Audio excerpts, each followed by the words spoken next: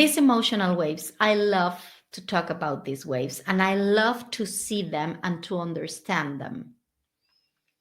We have different types of waves. We have the subtle wave. It's people that are not, it's almost non-emotional, and it's hard to see that wave. It's people that we can say they are kind of flat. And the movement, it's very, very small when something happens. It's almost no reaction, apparently, because we always have a reaction. But it's very subtle. Think about someone that their reactions are like kind of calm. No, it's a nice wave. Then there's another, which is built up, no visibility, and suddenly the emotion comes up, build up an avalanche, and we need to cry to release that. Maybe we didn't see it coming, and then suddenly, vroom. No? Spontaneous, highs and lows. I can tell you I am this. I have high and low peaks of waves. So I can easily go up and I can easily go down. I recognize myself like this. The escalator. The escalator gets higher and higher and higher. It's not building up. It's just the same emotion. It's going up, up, up, up, up, up, and then boom, it falls out of nowhere. We need to be very conscious before making decisions. Where are we in our wave? This is very typical in my case, and I will share my own experience.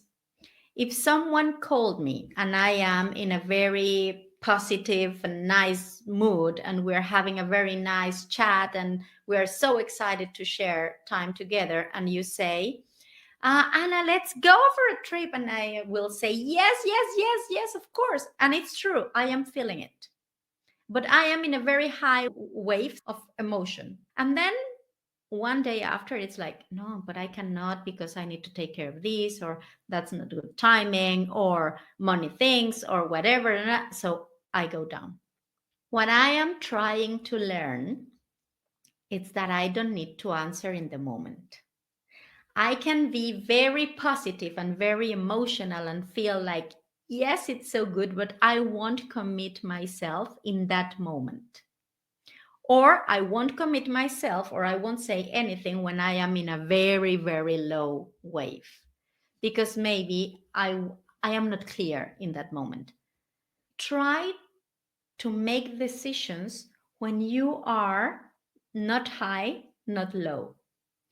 Take the time to answer to yourself, to answer to plans, to create different projects when you are in that, I will say it like this, but in that flat zone or in that tube of the wave, but not up, not down. Otherwise, we create lots of chaos in ourselves and around us. How can we heal our emotions? Of course, meditation, it's one big step of how to deal with them, how to understand them. The main thing that I will tell you is accept your emotions. Don't judge yourself by saying they are good or they are wrong. Just accept how you feel. Look every day, and even 3 times a day, how am I feeling today? Name the emotion. Give them your own name. Try to find a way of describing what you are feeling. By doing this, you are giving that emotion the personality and the importance that it has for you to be your guideline. Allow yourself to feel it. Don't deny what you feel, because denying what you feel is denying yourself. Even if it's not pleasant, accept it. I am feeling frustrated, and I just feel it. And when I feel it, I ask questions, but I am allowing my whole being to feel it. Dive in, ask questions. When this started, where this is coming from, and create your own action plan. Can I deal with this by myself? Is this going to be healed just maybe with a walk, with a glass of wine, with a talk with a friend, with silence? Or do I need help? Because maybe this is something that is happening very often and I really need to know how to deal with it. Sometimes by ourselves, we cannot get into the root of what causes this emotion. And we need help. And we are here to ask for help, to nourish ourselves, and also to allow others to help us, because that's very beautiful as well. To know that you are serving someone as a friend, as a therapist, as a colleague, as whatever we are doing.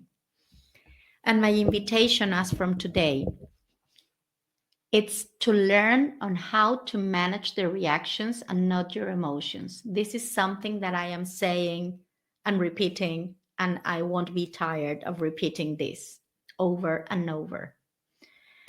We cannot manage our emotions because, as I said since the beginning, our emotions are these reactions that we feel, these reactions that we have towards a thought, a person, a song, a situation, a food, a color. What we need to understand is how we manage that reaction. If we feel afraid, how am I reacting when I am feeling afraid? Am I really causing me more pain with my reaction? It is not about the emotion. The emotion is not the problem. The reaction is what causing pain to ourselves and to others. Because if we react, if we attack, as soon as we feel this emotion, then we are creating more and more negativity. We really need to calm down before biting someone. So take a look on when you cannot manage your reactions. For example, for me, when I am really, really tired, I know that I can explode very easily. So I really need to make sure that I accept that I am tired. And then I try to calm down, to switch off from whatever will make me angry. Or I will say to my family, my kids, my husband, I am really tired. My patience is none. I really need time off. This is how we can learn to deal with our emotions. And something that I found very interesting today, I mentioned that our emotions are triggered by the ideas, memories, and thoughts that we kept in our brain. And something that I learned today is our brain cannot forget, but our brain can substitute. If you are willing to forget past experiences that were really painful, this is not going to happen.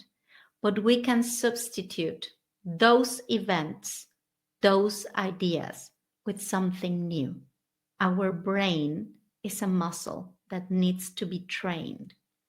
The only thing is that we really need to connect with that emotion, to allow it to be, to learn from it, and to transform it. If we train our brain with the new information, at some point, the thing that it's going to be triggered, it's going to be the new thing, not the painful one. If you are willing to, let's meditate.